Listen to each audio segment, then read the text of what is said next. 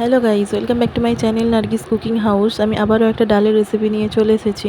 তো আজকে আমি বানাবো ঝিঙে ডাল। ঝিঙে ডাল বানানোর জন্য আমি প্রথমে ডালটাকে রেডি করে নেব।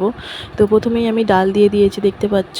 এরপর আমি এতে দিয়ে দিচ্ছি আলুগুলোকে আমি লম্বা মতো করে কেটে নিয়েছি। আর এরপর আমি এতে দিয়ে দিচ্ছি ঝিঙেগুলো দেখো আমি ছোট ছোট করে কেটে নিয়েছি সুন্দর করে।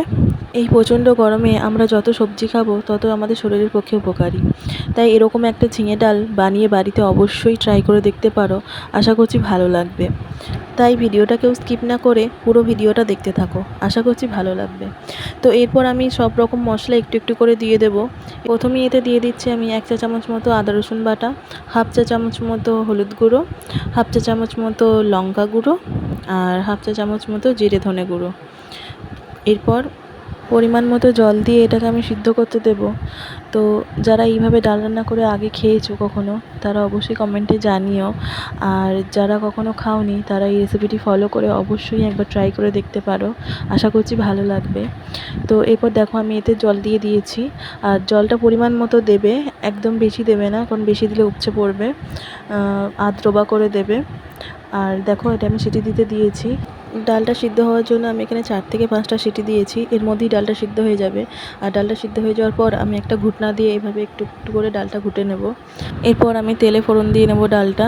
তো তেলে ফোড়ন দেওয়ার জন্য আমি প্রথমে নিয়ে নিয়েছি একটা হাঁড়ি। আর এতে আমি দিয়ে দিচ্ছি 3 থেকে 4 চামচ মতো তেল, 4 কোয়া মতো রসুন, 2টো শুকনো লঙ্কা, আর একটা ছোট সাইজের পেঁয়াজ। এরপর পেঁয়াজ, লঙ্কা, রসুন ভালো মতো নাড়াচাড়া করে ভেজে নেব, একদম লাল মতো করে ভেজে নেব। কারণ ভালো করে পেঁয়াজটা লাল মতো করে ভেজে না নিলে ফোড়নের যে সুন্দর গন্ধ সেটা ছাড়ে না। সেই জন্য পেঁয়াজটা আমরা ভালো মতো করে ভেজে নেব। তো দেখো পেঁয়াজটা আমার ভালো মতো করে ভাজা হয়ে গেছে, একদম লাল মতো করে। এরপর আমি এতে ডালটা দিয়ে দেব, যেটা আমি আগে থেকে সিদ্ধ করে রেখেছিলাম। তো ওর মধ্যে আমি আরও একটু জল দিয়ে দিয়েছি। জল দেওয়ার পর পুরোটা একসাথে ফোড়নে দিয়ে দেব। ফোড়নে দেওয়ার পর এতে আমি আলাদা করে কোনো জল দেব না, যে জলটা দিয়েছিলাম আগে থেকে ওটাই দেওয়া থাকবে। এরপর সঙ্গে সঙ্গে এটা আমি ঢাকা দেব, কারণ ঢাকা না দিলে ফোড়নের যে গন্ধ সেটা হালকা হয়ে যায়। 1 মিনিট মতো ঢাকা দেওয়ার পর ঢাকনা খুলে আমি এতে দিয়ে দিচ্ছি স্বাদ মতো লবণ আর স্বাদ মতো চিনি। এরপর এটা আমি ভালোভাবে মিক্স করে নিয়ে ফুটতে দেব।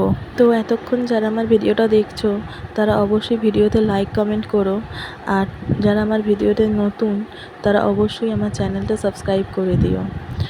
একদম ঘরোয়া পদ্ধতিতে রান্না করেছি, একদম ঘরোয়া উপকরণ দিয়ে। আর খুব সহজেই রান্নাটা খুব কম টাইমে হয়ে যায়, আর খেতেও খুব সুন্দর হয়। তাই অবশ্যই তোমরাও একবার ট্রাই করে দেখতে পারো। দেখো রান্নাটা আমার হয়ে গেছে, আর কত সুন্দর দেখতে হয়েছে। ভিডিওটা ভালো লাগলে অবশ্যই লাইক করে দিও। আর এতক্ষণ ভিডিওটা দেখার জন্য থ্যাংক ইউ।